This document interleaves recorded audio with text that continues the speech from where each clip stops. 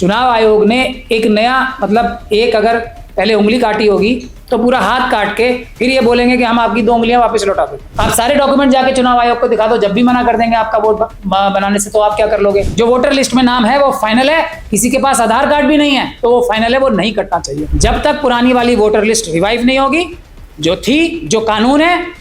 और दूसरा, चुनाव आयोग के भ्रष्ट अधिकारी जेलों में नहीं भेजे जाएंगे, कोई रिलीफ नहीं है, लोग धोखे में ना आए, आंदोलन के लिए तैयार रहें। तो चोरी तो छोटा अपराध होती है, वो डकैत है, वो पूरी की पूरी स्टेट्स चुराए हैं, पूरी की पूरी लोकसभा का इलेक्शन चुरा लिया उन्होंने, तो उनको डकैत कहना चाहिए। पीएम मोदी से इस्तीफे की मांग कर रहे हैं सीधे तौर पर? नहीं, वो तो प्रधानमंत्री कोई वो जनता के नहीं है ना, ईवीएम के पीएम है ना वो तो उनको तो गद्दी पे बैठने का कोई अधिकार ही नहीं है ना। दे मुझे सीसीटीवी फुटेज, कौन व्यक्ति नकली वोट डाल देगा, कौन व्यक्ति जो मर गया उसका वोट डाल देगा, हम भी देख। चुनाव आयोग के भ्रष्ट अधिकारी आरएसएस के कार्यकर्ता हैं, मोदी जी और अमित शाह जी के एक तरीके से वर्कर्स के तौर पे काम कर रहे हैं।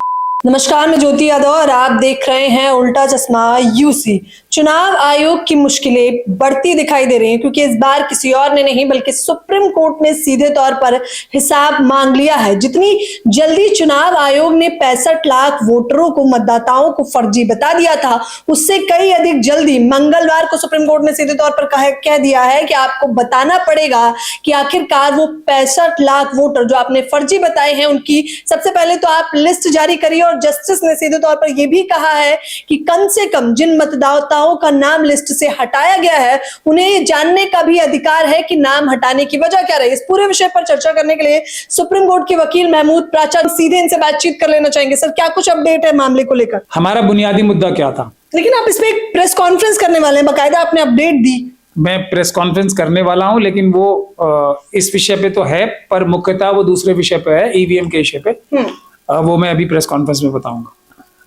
उसमें भी एक बहुत बड़ी आज हमें रास्ता मिलेगा, पर अभी मैं आपकी बात बताता हूँ। हमारे एसआईआर का जो नुकसान बिहार प्रदेश की जनता को, खास तौर पे एससी एसटी, मुस्लिम सिख क्रिश्चियन बौद्ध और ओबीसी और अति पिछड़ा वर्ग को होने जा रहा था, क्या नुकसान होने जा रहा था? वो ये था कि उनके नाम वोटर लिस्ट में से कटेंगे और उनकी नागरिकता जाएगी। अब उसको क्या फायदा हुआ? क्या नागरिकता बच गई? क्या वोटर लिस्ट में से नाम कटने से हट गया? क्या पुरानी वाली वोटर लिस्ट जो है वो आज जिंदा है, अलाइव है या नहीं? ये हमारी रिलीफ थी, जिसकी वजह से बहुत सारे लोग सुप्रीम कोर्ट गए थे। क्या उसमें से कुछ भी हाथ में आया? चुनाव आयोग ने एक नया एक अगर पहले उंगली काटी होगी तो पूरा हाथ काट के फिर ये बोलेंगे कि हम आपकी 2 उंगलियां वापस लौटा देते हैं। यही काम हो रहा है ना। चुनाव आयोग को अगर ये गैर कानूनी, पूरी तरीके से गैर कानूनी एसआईआर की प्रक्रिया शुरू भी करनी थी, और वो गैर कानूनी है, उसमें कोई दो राय नहीं, तो उसके बाद उन्होंने एक और काम किया कि जिन लोगों के नाम वोटर लिस्ट से कटे हैं उन्हीं की प्रक्रिया, हालांकि उनके पास ये सारे सबूत और डॉक्यूमेंट्स होंगे, वो उन्होंने देने से मना कर दिया। तो अब हम अपनी पुरानी सारी पीड़ाएं तो भूल गए, अब हम इस पे जुट गए कि हमें वो लिस्ट तो दे दो, नहीं तो हमें एक एक करके ढूंढनी पड़ेगी। तो एक बड़ी मुसीबत और खड़ी करते हैं, एक मुसीबत के बाद दूसरी बड़ी मुसीबत और तीसरी बड़ी मुसीबत। तो हम तीसरी बड़ी मुसीबत से फायदा उठाकर उसको कम करा के हम असली मुसीबत ही भूल गए, जो अपनी हमारी वोटर लिस्ट में जो हेरा फेरी हो रही है उसको भूल ही गए। तो ये झुंझुना है, इससे कुछ फायदा नहीं होगा, कोई लाभ नहीं होगा। हाँ, जो लोग अदालत में गए हैं वो आके बहुत खुशी से अपनी जीत का अनाउंसमेंट जरूर कर सकते हैं। बिहार प्रदेश की जनता को कोई लाभ नहीं होगा जब तक के पुरानी वाली वोटर लिस्ट जो है वापस जिंदा ना की जाए। एक बात। दूसरी बात ये, चुनाव आयोग के भ्रष्ट अधिकारियों को जेल में भेजने की कोई ऑर्डर सुप्रीम कोर्ट ना करे। मुझे नहीं लगता इस सारी एक्सरसाइज से कोई भी फायदा है। नुकसान एक बहुत बड़ा हो रहा है कि जो जन आंदोलन खड़ा हो रहा है उसमें जरूर एक तरीके से रोड़े अटकाए जा रहे हैं। अगर सुप्रीम कोर्ट ने ये जो रिलीफ देने की चेष्टा कर रहे हैं, जो रिलीफ मान रहे हैं हमारे लोग भी, जो रिलीफ है ही नहीं, वो रिलीफ मान के हम लोग घर बैठ जाएंगे, आंदोलन नहीं करेंगे, तो वोटर लिस्ट में से नाम तो लाखों लोगों के कटेंगे ही, इसमें कोई शक और शुबे की गुंजाइश नहीं है। जमीन पे होती है हेरा फेरी। आप सारे डॉक्यूमेंट जाके चुनाव आयोग को दिखा दो, जब भी मना कर देंगे आपका वोट बनाने से, तो आप क्या कर लोगे? और उसके बाद आनंद फानन में अभी तुरंत इलेक्शन डिक्लेयर होने वाले हैं, उसके बाद तो कोई कार्रवाई नहीं चलेगी ना इलेक्शन खत्म होने तक। फिर इलेक्शन भारतीय जनता पार्टी जीत जाएगी हेरा फेरी से दोबारा। उसके बाद ये कहा जाएगा कि अब तो आप जब रिजल्ट आएगा आप इलेक्शन पिटीशन डालना, मामला खत्म, टाइम फिक्स। और इस सब में वो सभी लोग इन्वॉल्व हैं जो सुप्रीम कोर्ट में जाके पिटीशंस फाइल करते हैं। एक और रिलीफ देने की बात हुई है, मैंने कल भी अपने कुछ पत्रकार साथियों को इंटरव्यू में बताया था। सीधी सीधी बात है, सुप्रीम कोर्ट, और अब कल बताया था तो शायद आज आर्ग्यू भी हुआ है कि धारा 23 में ही लिखा हुआ है कि आधार कार्ड जो है, चुनाव आयोग ने अभी तो कुछ साल पहले, 5-6 साल पहले सारी आधार कार्ड को एक आइडेंटिफिकेशन का डॉक्यूमेंट खुद ही बताया था। और रिप्रेजेंटेशन ऑफ पीपल्स एक्ट में सेक्शन 23 सबसेक्शन 4 में साफ तौर पे लिखा हुआ है। और सुप्रीम कोर्ट हाथ जोड़ के रिक्वेस्ट कर रही है चुनाव आयोग से कि आप प्लीज डाल लो। इधर से किसी वकील ने नहीं बताया जब तक कि हम लोगों ने ये खुलासा नहीं किया कि ये तो कानून में लिखा है, ये तो मानना ही मानना पड़ेगा आधार कार्ड। हालांकि हम लोगों ने तब भी और आज भी विरोध किया है कि आधार कार्ड को भी आइडेंटिफिकेशन का कोई गारंटी नहीं माना जाना चाहिए। मतलब गारंटी तो है, लेकिन आधार कार्ड किसी के पास नहीं है तो उसका वोटर लिस्ट से नाम नहीं कटना चाहिए। हमारा स्टैंड आज भी वही है, जो वोटर लिस्ट में नाम है वो फाइनल है, किसी के पास आधार कार्ड भी नहीं है तो वो फाइनल है, वो नहीं कटना चाहिए। यह है बुनियादी बात।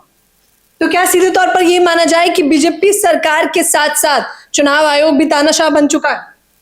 नहीं, वो कुछ भी स्वीकार करने के लिए तैयार नहीं है। सुप्रीम कोर्ट की वो बात, और सुप्रीम कोर्ट को बताना चाहिए था ना, हम तुमसे ये नहीं कह रहे कि हमारे कहने से मानो, ये तो तुम्हारा ही कानून है, पार्लियामेंट का कानून है, इसमें कौन सा रिलीफ लेके आए ये, वो तो उसी में लिखा है ना।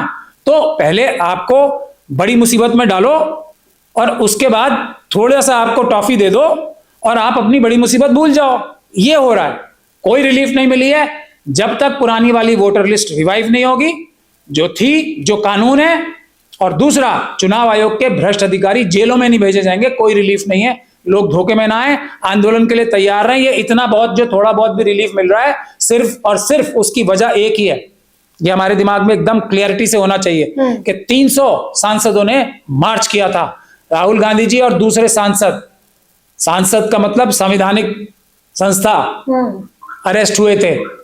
इस वजह से थोड़ा बहुत मुंह दिखाई के लिए कुछ ऑर्डर्स हो रहे हैं, इसको समझ लेना चाहिए। इन ऑर्डर से कोई लाभ नहीं होने वाला, धोखे में नहीं आना चाहिए। तो अब बताइए, आप तो सीधे तौर पर कह रहे हैं, आप जो प्रेस कॉन्फ्रेंस करने वाले हैं, तो मैं क्या ये भी मान के चलूं कि अभी भी ईवीएम की लड़ाई बरकरार है, एसआईआर की लड़ाई भी है, वोटर लिस्ट में बड़ी स्तर की धांधली की भी लड़ाई है, ईवीएम लड़ाई ही ईवीएम की है, पेपर बैलेट से चुनाव होने की है। ये अगर हमने पेपर बैलेट से चुनाव कराने में कामयाब हो गए हम लोग, जब कामयाब हो जाएंगे तो बाकी सारी चोरियां, बेईमानियां चुनाव आयोग के भ्रष्ट अधिकारियों की, जो कि आरएसएस, और मैं आपकी बात का भी जवाब दे दूं, वो तो आरएसएस के कार्यकर्ता है ना। तो चुनाव आयोग के भ्रष्ट अधिकारी आरएसएस के कार्यकर्ता है। मोदी जी और अमित शाह जी के एक तरीके से वर्कर्स के तौर पे काम कर रहे हैं। तो उनको अलग करके देखना ही मिथ्या है ना, अलग ही नहीं है, वो एक ही है।